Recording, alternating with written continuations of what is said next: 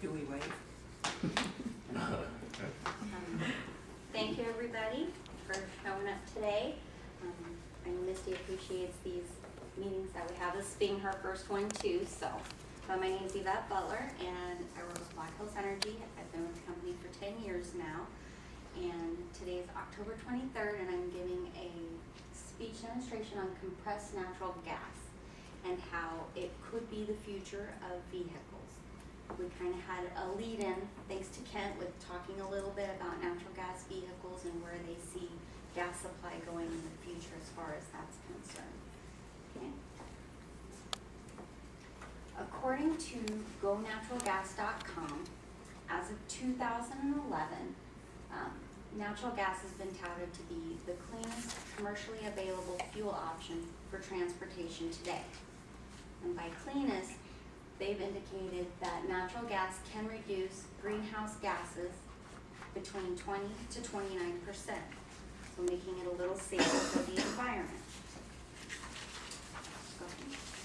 With over 50 different manufacturers designing vehicles, light, medium, and heavy duty, there have become a lot more options available on the market today.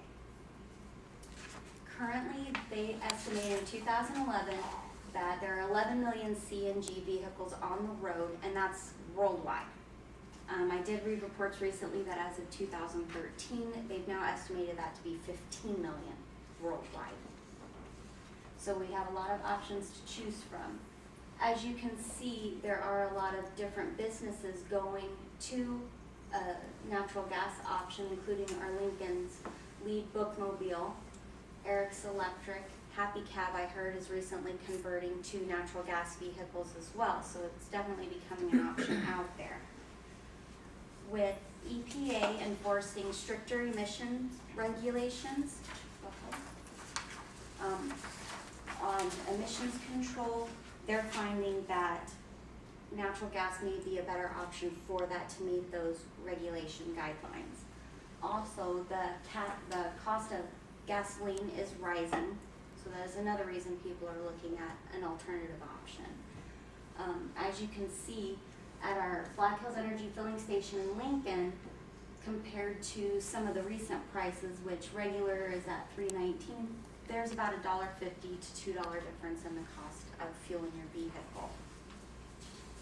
In a 2011 Forbes interview, T. Boone Pickens was noted as saying that by the U.S. converting our U.S. truck fleet to natural gas, we could reduce oil consumption by up to 4.9 million barrels a day. So with that comes less dependency on foreign oil. Okay. One of the points I want to make in here is I want to go over three things, a little bit of what is compressed natural gas and natural gas vehicles. How does it work? Conversion and purchasing. And what are the pros and cons that people are faced with when trying to make a decision whether or not they want to convert or purchase a natural gas vehicle? So, compressed natural gas is when they take natural gas and they compress it to less than 1% of its total volume based on standard atmospheric pressure. So they compress the gas. The U.S. Energy Information Administration, which Kent referred to earlier, one of the things they reported is that we have 2,023 trillion cubic feet of natural gas available here alone. And that's a lot of gas. And that's in the United States itself. We have multiple basins available where they are drilling right now for natural gas.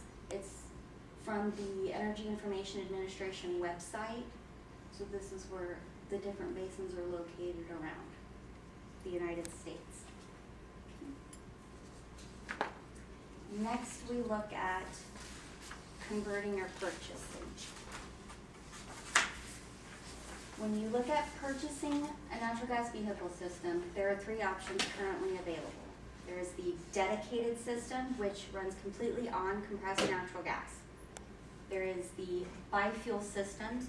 Those run on gasoline and natural gas, so you have the option to switch between fuel choices. Then you have the dual fuel systems. Those are the diesel and natural gas systems. You see those more for the heavy duty vehicles, city buses, a lot of semis, and trucking companies are converting to those options as well. And you can see that with some of the vehicles, the tank is kind of like that in the back. I've seen pictures where that's actually covered up so you don't see the tank sitting there. And then kind of how the biofuel system works in different vehicles. Okay. Light duty options. We talked about the Honda. The Honda Civic EX is currently one that is being offered. The price starts at $26,305.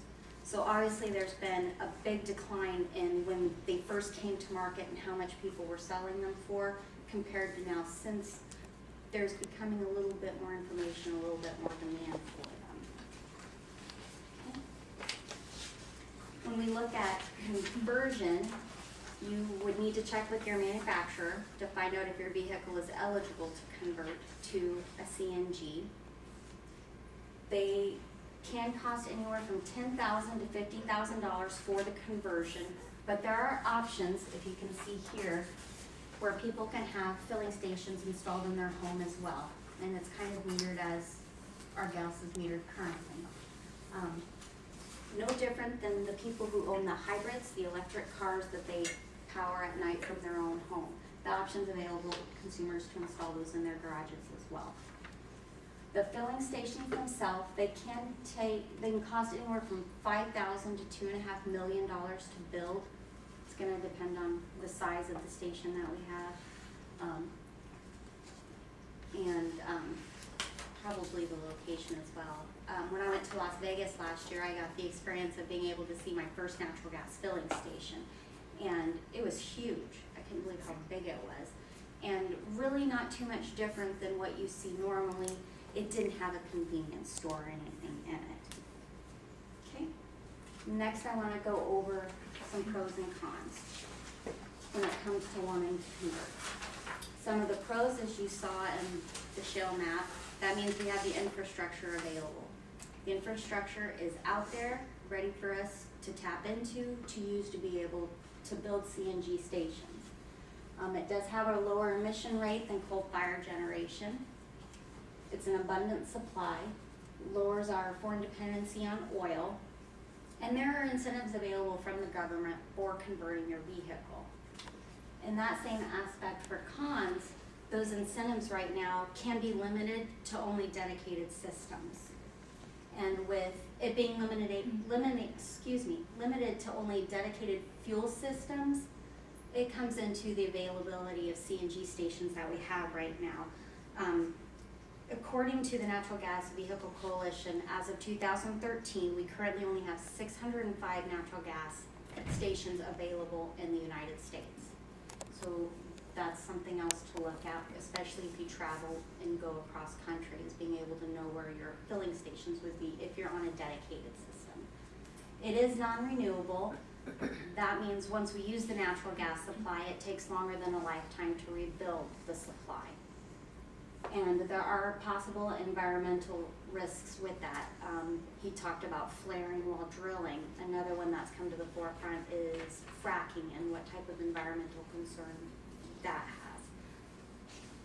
Okay.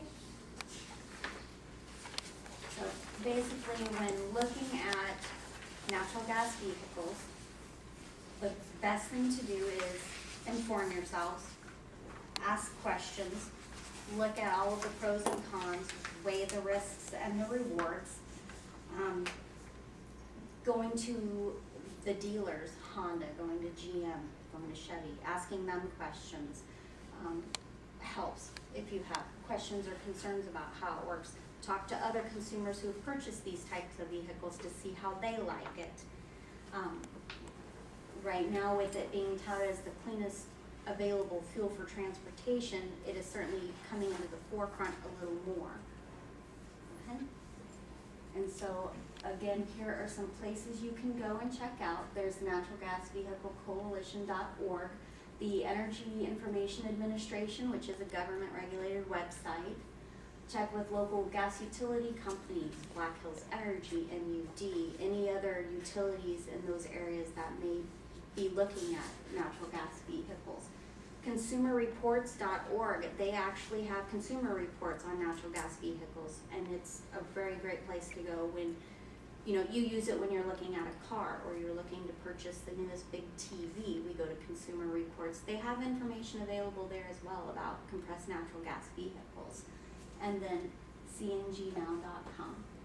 Again, just review all of the information, ask questions, and get informed on it. So thank you very much. Hope I provided some information.